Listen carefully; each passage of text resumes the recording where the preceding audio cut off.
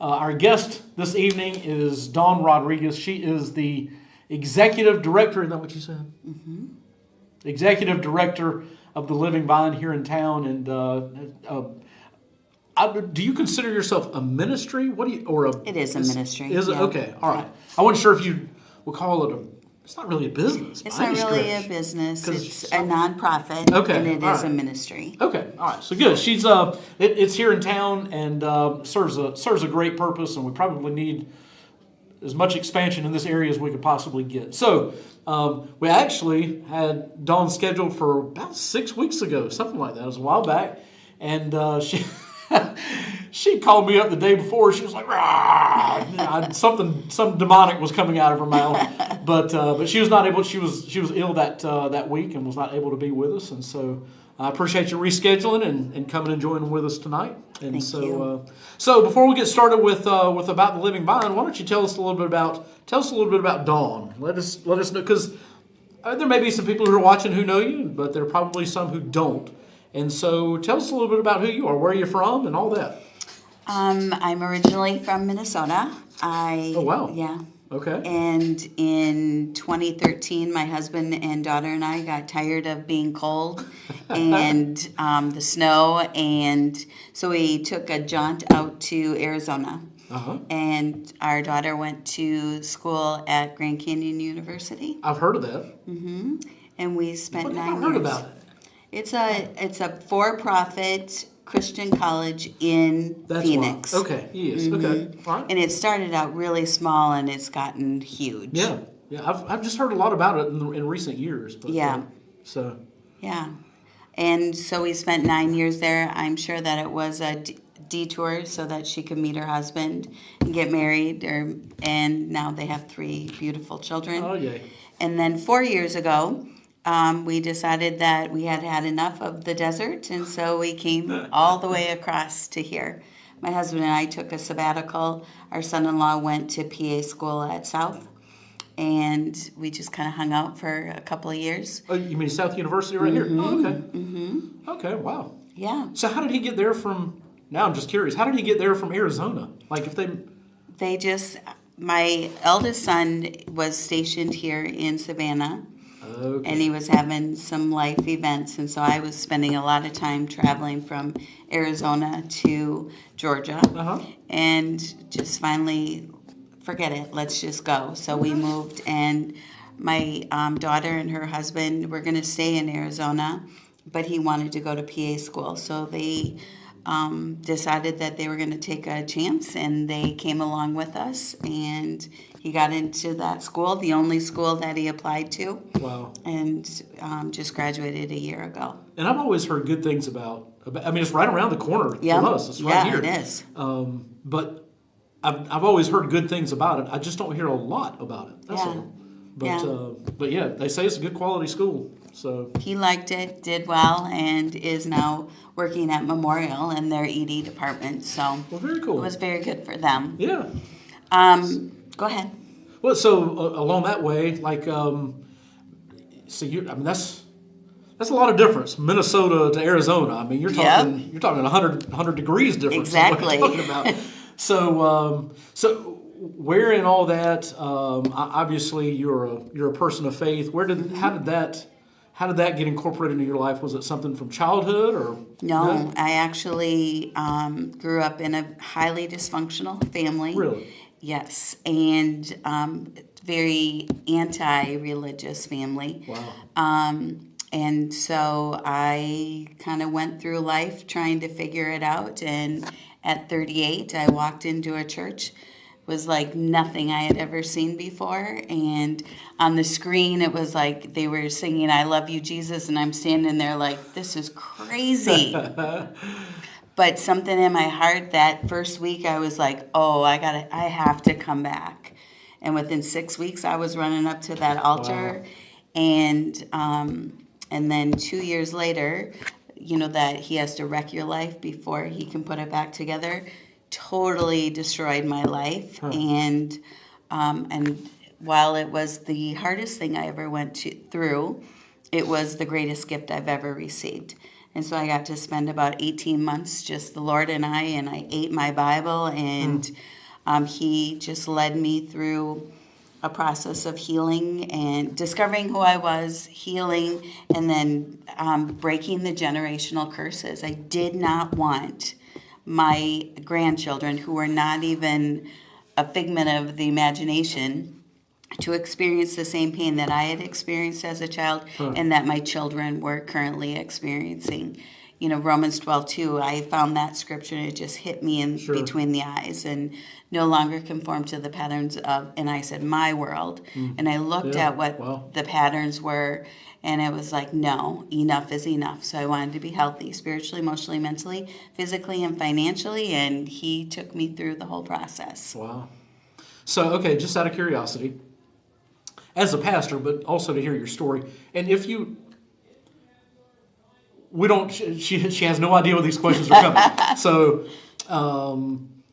if you want to pass, feel free to pass. It's okay. And like if we need to, we can always edit. We've done that before too. There we go. So, what was you said you ended up in a church without ever, like, for 38 years that was something that you were told wasn't real. You didn't. What on earth would make you go into a church after 38 years?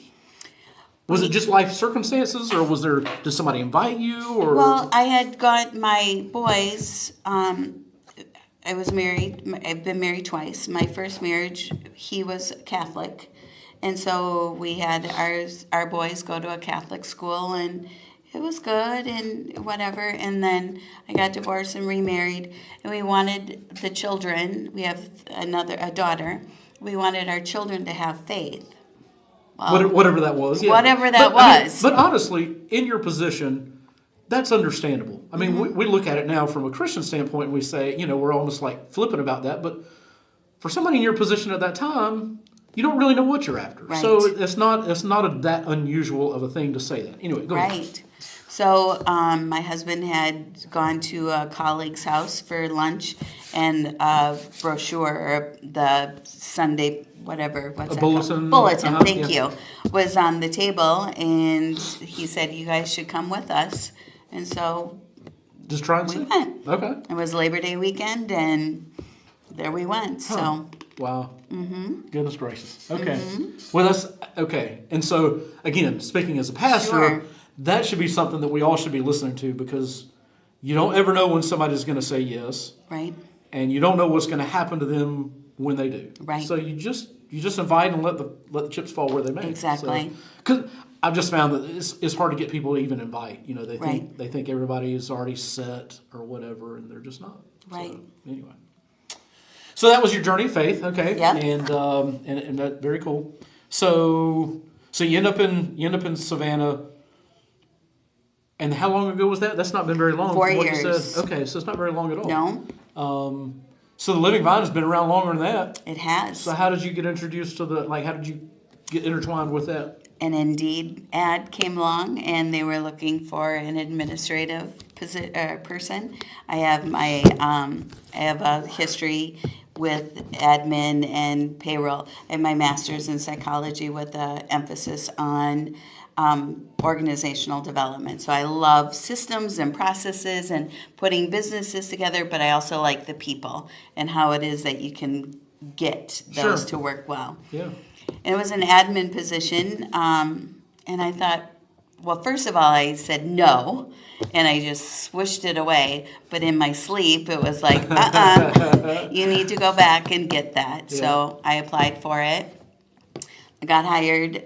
Within 6 weeks, I was the admin and the resident director. And so, again, just being able to help the residents. What are you here for? Where are you going? And obviously, it's hard. It's deep on my heart. It's my passion. It's not just, the job is the paper, the passion of helping these women and these children not have to go through these struggles over and over again. And so I became the resident director, and I was in that position for a couple of years. I left for a little while, and then they hired 2 people to replace me, and within 6 weeks they had terminated those 2 people and asked me to come back and to help out. And when I came to help out, I realized that, I didn't know why God had led me away at that point, but I knew that this job was mine. It's mine. And so I stayed, and then the executive director got a great job offer, and she took that position, and I assumed I was given or promoted, or however you want to say it, to the executive director. Okay. So let's talk about then what it is, because I just feel like even for people at Emmanuel, and certainly for other people who are watching, even for us, and we support y'all monthly, Yeah. there are probably a lot of people who don't even know what it is. So I guess kind of give us a Living Vine 101. What is the Living Vine? Sure. The Living Vine is a maternity home for women who are in crisis. These are brave women. These are women that are ready to make a change in their life. They're ready to start looking at what's going on deep into their souls and face it. A lot of that is fear. A lot of stuff gets soul wounds mixed in there. And so these women come to us, and we are a program and not a shelter, meaning that we're going to take them through why. Why are you here? What do you want to do? What does it look like when you leave here? They can stay within the program for up to 2 years, and they have their babies, and then the babies come back. So they're actually living on property. They live on property, and we provide them with all their shelter, their food, their transportation, their food. Did I say that? I think I said that twice. Lots of food. Yes, food, transportation, shelter, and clothing. Okay. So it wasn't too long ago, I think it was just 2 or 3 weeks before the original time that you're going to be with us, we had somebody in from Empower, formerly Thrive. And, of course, their function is to let's keep the baby. Right. And I'm putting words in their mouth. Sure. But that's what they want, is let's keep the baby. But you kind of take, I guess your thing kind of, once they say we want to take the baby, this is where y'all kick in. Once they choose life, once they choose not to have an abortion, now what are you going to do with this life? Right. How are you going to... most of these women are not the first people in their family to have a child that they... they're not married, they're either coming out of prison, they've been on drugs, they are homeless. They're not, this is generational. So these women have not been loved well. Right. They have not been taught life skills. They have not been taught how to keep a house, how to do a budget, how to, that you're supposed to wash your dishes every day, just things like that. So they come, and we help them to develop that life skills in those trainings. So I guess, would it be fair to say that they usually have a pattern of making poor choices up to that time? Yes. And a lot of it is because they haven't been taught. Correct. Here are some wise choices that you should be making. Correct. Okay. It's not been modeled. So yes, Thrive and Savannah Care Center, yes. They stop the abortion. They help them choose life. Now we help them to develop that life. But first of all, I want them to be filled with the Holy Spirit to understand, so that they can overflow onto their children. Most women, most parents want their children to have better, right? I wanted my children to have faith. That's right. Yeah. I don't have any faith, but I want you to have that. Sure. So... But they're not going to get it if you don't have it. We have to overflow onto our children. Right. And if you don't understand what that pattern that you've been doing, insanity, right? Over and over again, expecting a different result. Right. If it's not made into our awareness, it sounds really silly, but we just don't know.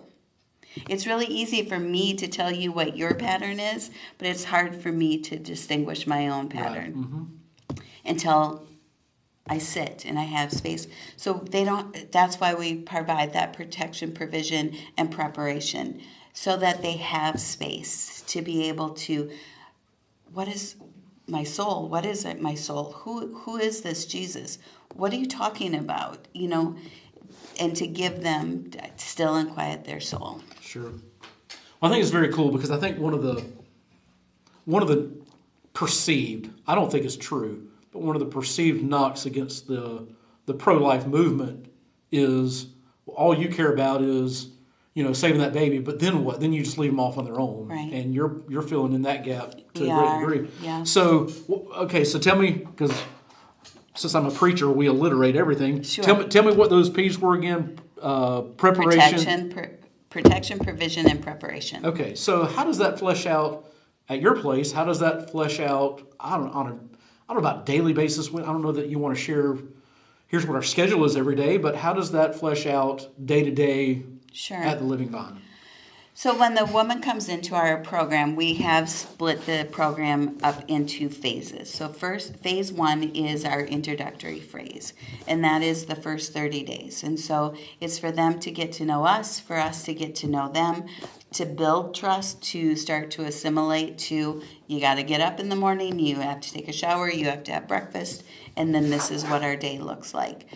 I like to have them, they have access to laptops. We do a daily check-in, so they come into my office and they tell me how they are. I ask them what they need from me, and then I ask them what they're going to do for the day, and then they go on and they take their laptops. But this first 30 days, there's really not a whole lot of pressure on anything. Let's just, Maslow's hierarchy, right? Let's just get you nice and calm, know that you are safe, that you don't have to worry about what's for dinner, where you're going to eat or where you're going to sleep tonight. After 30, which is probably a novel idea for some of them, right? I hadn't really thought about that. It is. Wow. Okay, I'm sorry. No, absolutely. And so each woman has their own private room, and then when baby comes, they'll share their room with the baby. We have 2 restrooms with 2 sinks, 2 toilets, and 2 showers. And we are licensed for 6 women. So the last 2 women that come into the program will share a sink, a toilet, and a shower. So they have their own spaces, and so they have to learn how to compromise, right? There's a life skill. And so that phase 1 is just kind of getting acclimated. If she's moving along really quick, great. Then the next thing that I'm going to ask them is, why are you here? A why statement. And if your why doesn't make you cry, it's not strong enough, because you are at your rock bottom and transformation is up here. And if you don't have that motivation to get where you want to go, you're not going to do it, because it's a lot of work. I mean, Christ is there, and he's pushing, and he's pulling, and he's coaching, and that sort of stuff. But if we don't hear him or don't understand, it's not going to happen. In phase 2, which is the education and workforce development, so if they don't have their GED, we get them enrolled into, well, we don't get them enrolled, they get themselves enrolled. You lead them in that direction. Yeah. But these are women, and you're going to be a mom, or you are a mom, and you need to have the responsibility to do this. If you have a question, come in and ask me. I will certainly help you, but it's your responsibility to make the appointment and get this stuff going. So if they are need their GED, we'll do that. If they want to do some sort of further education like a CNA or a front desk medical assistant, things like that, which are very popular programs, let's get you enrolled in that. They'll get involved with Step Up Savannah. That'll take them through, gives them some more exposure to different certifications and things that they can do. So what is that now? Step Up Savannah. It's a program through the city of Savannah. Okay. And it brings, and I don't know a whole lot of it, but it's our residents will go, and they'll go for about 6 to 8 weeks for 4 days a week, and in the mornings from 9 to 12. And they are just given a lot of information and shown what's available in Savannah for them. Oh, okay. So that's not actually a training thing. It's helping them determine a path. Exactly. Okay, gotcha. And then we have some programming. So the programming, we have Dave Ramsey Financial Peace University. We have a functional fitness class. We have medical class from the Georgia Medical College of Georgia. We have Bible studies. We have a couple more that I'm forgetting, but I do a spiritual formation class, helping them to discover who they are, recover from the lies that have held them captive, and grow into the person that they were created to be. They can go on and do these different homeworks and things like that. I have them plan out their days. What are you going to do? There's obviously time to read their Bibles. Let's journal. Let's still and quiet our souls. Let's go outside for a walk. And then they also are responsible to make one dinner a week. And so they will pick a meal that they want to make, and they will get an ingredient list. We'll do the grocery shopping, but it's up to them to do that. And then they have daily chores as well. Very cool. So yeah, a lot of responsibility that should be normal for an adult. Exactly. But maybe not always practiced that way. And then when they have the baby, that's phase 3. And so first 2 weeks they don't have any chores. We're just kind of checking on them, making sure everything's going okay. Week 3 through 6, they're just getting the birth certificate, getting all of the baby stuff, and starting to look for daycare centers, and starting to think about jobs and different things like that. Oh, I have another class called Out of the Box Thinking. And so I have this one young woman who's an entrepreneur, and I want these women to be able to dream. And Wow. Is there a talent or a skill that God's given you that you could do something different? Right. And so she comes in and encourages them and has shared her story. It's bringing them through a resume building class, bringing them through an interview skills class, things like that. Very cool.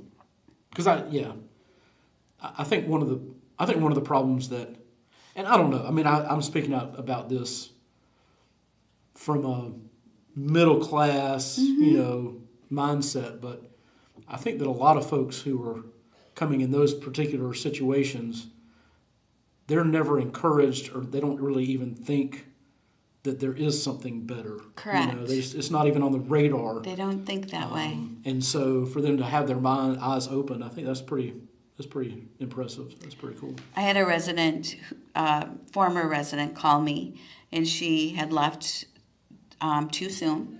And that happens a lot. They don't want to do the program, or, you've taught me enough, Miss Dawn, I'm out. Okay. And she left. And she had her baby and things. But anyways, she had called me for some help. And I asked her a question. I gave her a choice. And she said to me, I have been taught to follow and obey. You asking me to make a choice, I don't know how to do that. Listen, follow, and obey. That is what I've been taught.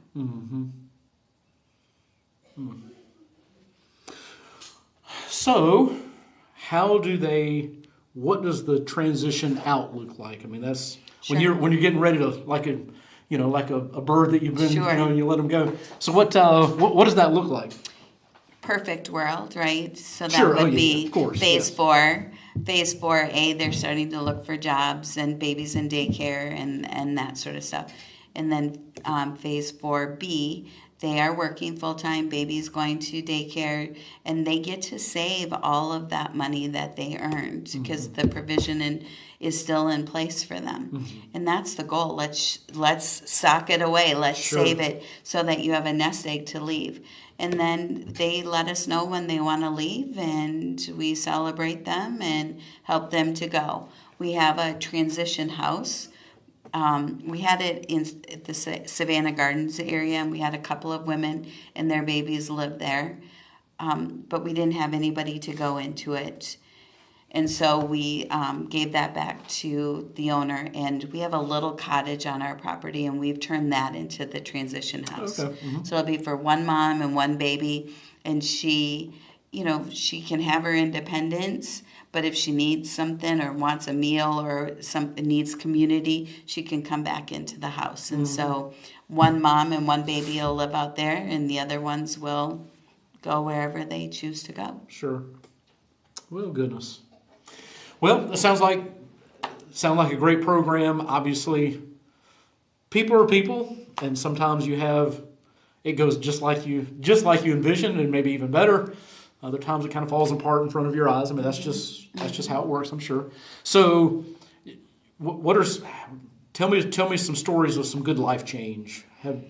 So we had a young woman, and she was 15. She was brought over from Mexico with a coyote. And do you know what a coyote is? I guess not. I'm picturing a real coyote. No, not. These are people that immigrants pay to bring them across the border illegally. Okay. It is very dangerous. It is very dangerous. Right. I didn't know that's what they were referred to. Yeah. I mean, I've seen it in movies, but I didn't know that's what you called them. Those are called coyotes. I got you. Okay. And she was brought over through a coyote and got pregnant. She came to our program. She got her GED and she got her CNA cert. And she left. She didn't stay the full 2 years. There was another program called Jubilee, and it's in Georgia. It's somewhere in Georgia. I can't remember where right now.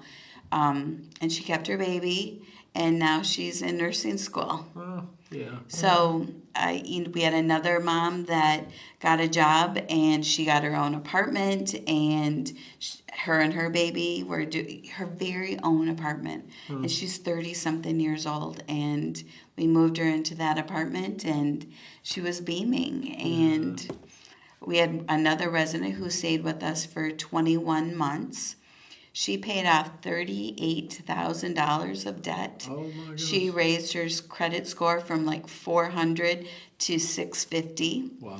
She re-enrolled in school. She wrote a note on a whiteboard as she was leaving, and boundaries, and found her faith, and set a plan for her and her daughter, and they're succeeding. Wow.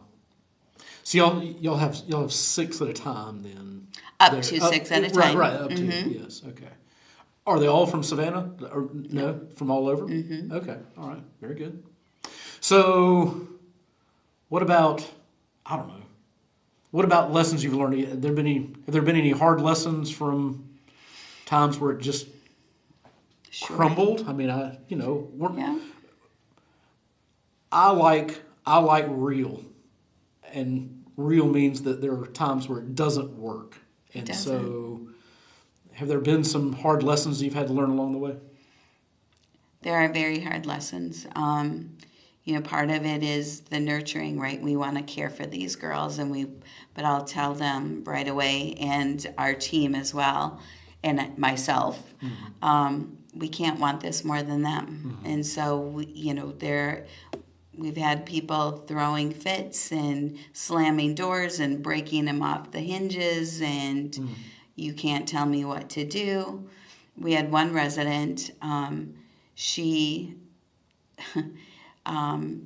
told me that she didn't want to go to church. She had had a rough week. We had interactions that were not pleasant. Mm-hmm. They were tough conversations. And we got to a good place, I thought. And it was a Sunday morning, and we were getting ready to go to church. And she's like, I don't want to go to church. And I encouraged her, and I'm like, at the end of the day, I let her stay home. And while we were at church, she packed up her stuff, and father of the baby came, and they took things that were not theirs, and they left. Wow. So some of them will leave without goodbyes. Some of them will storm out. Right.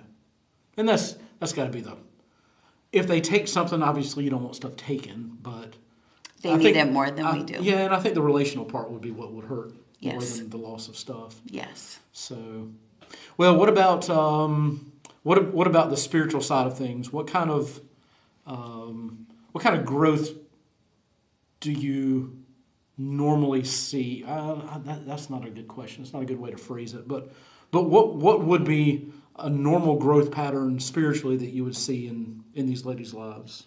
Is there a norm to that, or I mean, obviously it's different for different people. Yeah, everything is really different. I think the questions, at first it's like it can be very super spiritual, right? But then when the reality starts coming, and they start asking deeper questions. I have one young lady right now, and she had, no clue on any of this, and Miss Dawn, will you, if I bring my Bible in here, will you help me read through these scriptures and help me understand this? Mm-hmm. And the questions that they start asking, there's one, and I can't remember what story we were talking about, but one resident was like, "You're kidding me, that's in the Bible?" And then understanding that the Bible isn't just all these people with these perfect lives and that it's super easy. We had 3 of our residents get baptized last Sunday at Coastal Cathedral. Oh, very cool. We have one resident who got baptized last weekend who is getting her child dedicated this weekend. Oh, yeah. The one that left, she and another resident got baptized. So within the last 9 months, we've had 5 women get baptized. Mm-hmm. Now, do y'all have a specific church that y'all go to? We go to... They can go to wherever they want to go? Okay. We go as a group, a community, but we go to different churches, yeah. Oh, I see. So y'all all do go together? We all go together. Okay, gotcha. The team member who's on duty will bring them to different churches. Okay.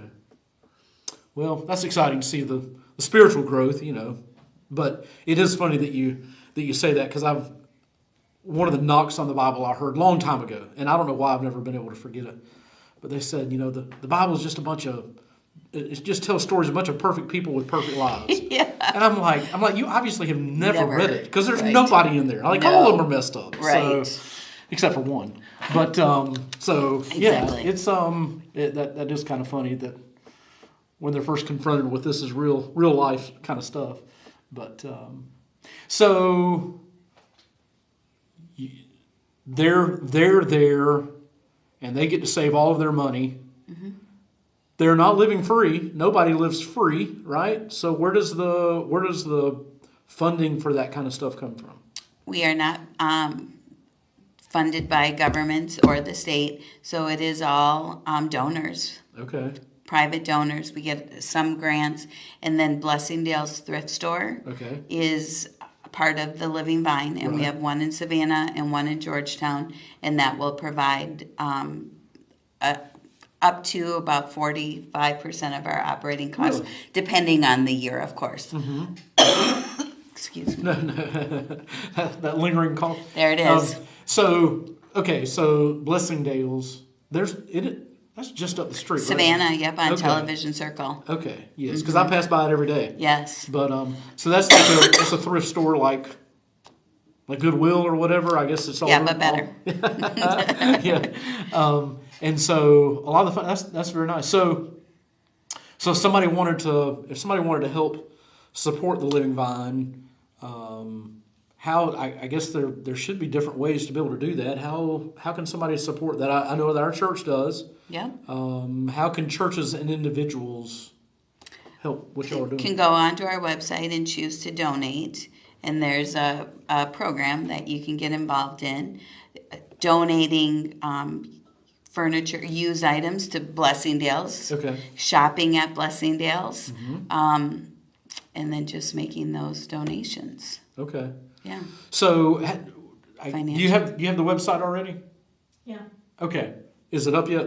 All right. Okay. So, is it in the comment section? I don't know. I can't see all that. Comment section. Okay. All right. I want to be able to make sure I say this right. So, if you're watching and you want to help support the Living Vine and what they're doing, and again, even if it was only Savannans, surely you see the life change and you'd want to do that. But obviously, it's coming from all over Georgia.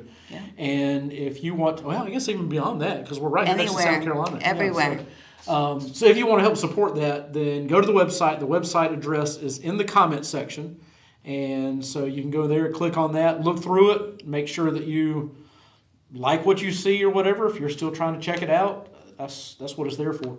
But then go to the donation box and and do that. And if you're in town, if you're close by, then check out Blessingdale's. And so I have to confess, I need to go look at that. I've been here for 7.5 years. I drive by it every day, and I hadn't been in there. So I need to, in fact, I'm thinking of something right now at this moment that I bet a thrift store has.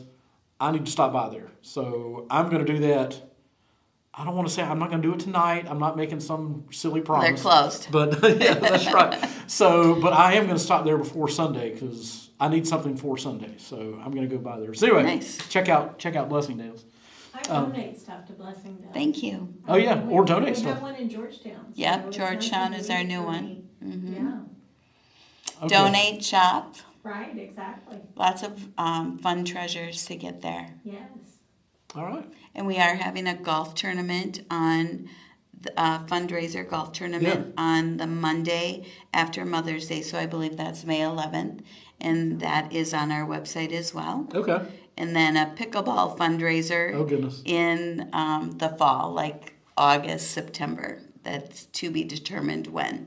I love tennis, but I can't play pickleball because everywhere you go, all the courts are taken. They are. It's crazy. That's a hot thing, and so Yes. that's a good thing to tap into that at this time of year. Yeah. But okay, yeah, that's it. There's livingvine.org. Yep. Okay, very good. All right. Well, anything else you want to tell us about the Living Vine? You got it all out? I think I do. Okay. All right. Well, I do appreciate your time. Thanks for Thank coming you. and hanging out with us. Thank you all for watching, and again, such a worthy cause, and so be sure and invest. Even you think about it. Even someone who isn't Christian, they should be able to see the value in They in do. what you do, and so. Absolutely. So be sure and support what they're doing. And if you got any questions, then use that website and contact them directly. I mean, you can always call us, but we're gonna direct you to them. So be sure and contact us if you have any questions about what's going on. So Don, thank you for your time and thank you for sharing with us, and thank you all for joining with us. Thank you. Let's pray together and then we'll go. God, I thank you for the ministry that the Living Vine is, and obviously the life change that takes place, and the potential that is there to give people who come in without maybe a great start, and yet they're given a brand new beginning. And so, Lord, I pray that you bless everything that takes place there, and that there would be wisdom, and that there would be love, and sometimes that would be tough love, and that you would guide everything that they do, so that these ladies and their babies and their families, their future families, would have a great start to this portion of their lives. Mm-hmm. And Lord, I pray for anyone who might be out there right now, watching and listening, that if they have a desire to help and to support, that you would provide them everything that they need to really make a difference by supporting the Living Vine. Thank you for our time together tonight, for the chance to be able to talk about these things. And I pray that not just what we've done here tonight, but what we do as a result of this would honor you. In Jesus' name, amen. Amen. All right. Thank you all for being with us. We'll see you all. Actually, programming note. Anybody who might be watching, we will not be having the podcast next week. I will not be here, but we'll be back here in 2 weeks. So join with us then. But if you're in town, see you at church on Sunday.